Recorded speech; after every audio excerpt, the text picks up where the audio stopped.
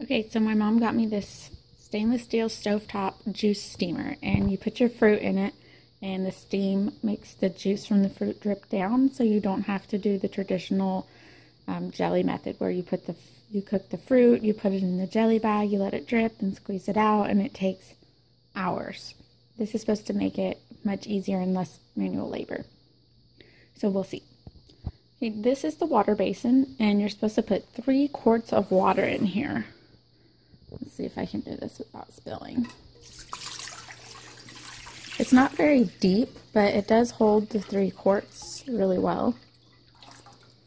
See, there's really not a whole lot of room, which scares me. That's too full for me, but I have to be okay with it. Then you have your juice basin, which I just made a batch, so I just rinsed this out. It's kind of funky shaped, like an angel food cake pan. And you have this spigot here. You gotta line it up with the little notch for the spigot. Can you see the notch for the spigot there? And it sits pretty snug in there, so I feel comfortable that the water basin, the water in there won't boil out. And then you have your colander or the fruit basket, and we're going to put all the fruit in there. I have 5 quart bags full of red raspberries that we harvested this summer. They aren't really measured, they're just full. My kids get in there and eat them before the bag gets completely full, or even after it's full. So we'll just say 5 quart bags. Okay, so I have emptied all of my berries into my berry basket, and they look really good. I want to eat them, but these were unthawed. They weren't completely unthawed, like so that they were mushy, but they were kind of slushy.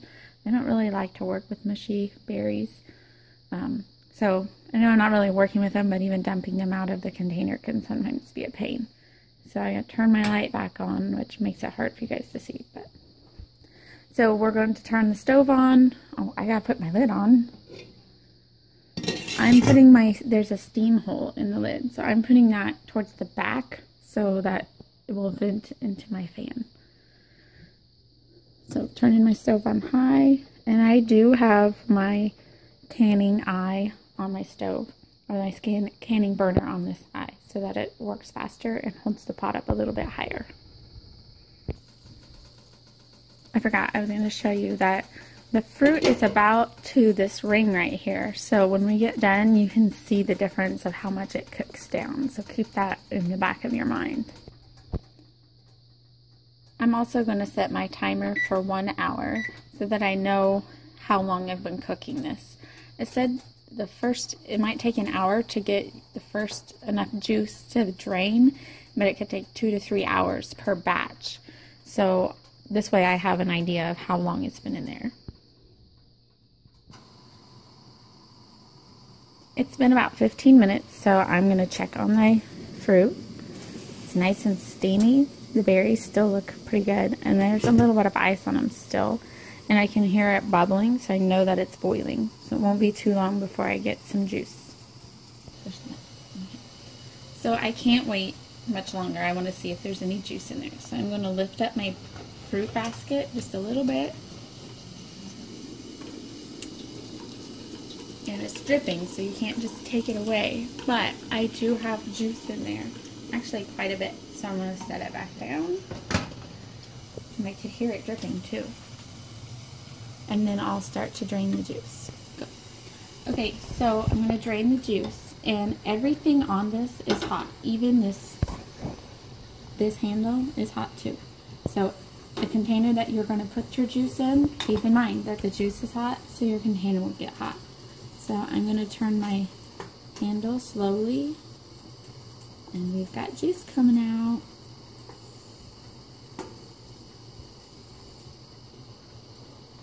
It smells really good.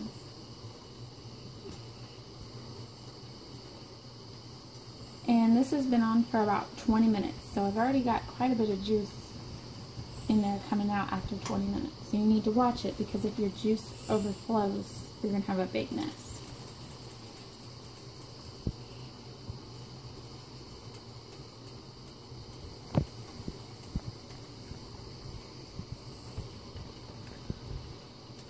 You could also use a measuring cup with a handle on it, or like a coffee mug with a handle on it, if you were worried about it being too heavy and being able to hold it. So it's starting to just drip, so I'm going to turn it off.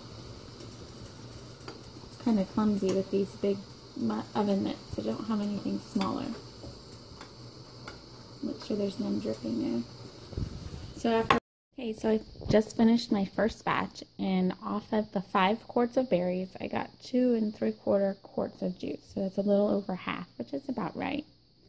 I almost ran out of water. I probably could have done it a little bit longer, but it didn't seem like there was much juice adding up. I'm pretty low on water. There's like 1/4 inch. And I drained everything out that I could with the spigot, and then I took the rest and dumped it in just straight out of the pot. Then I have my mash. That's what's left. They're like a bunch of dried, shriveled berries that look kind of gross. I'm putting it over a pot to see if any drains out, to see how effective it is. And there is not a single drop. I rinsed the pot out before I put it in there. There's not a single drop of berry juice. So I'm not even going to bother squeezing these like I would in the traditional berry making method. I'm pretty happy with the results, and I'm getting ready to do a second batch. So we'll see if the second batch produces as much. Okay, I just finished my second batch, and I still got just a little over 2.5 quarts. So you can see my first batch, I got 2 and just a little bit more than my last one. They didn't have as many berries in it. And I actually ran the water dry. My pan started to smell kind of hot, and I looked and it was out of water, so I just turned it off. It had been on there for like 1 hour and 20 minutes, so I don't think I was going to get much more.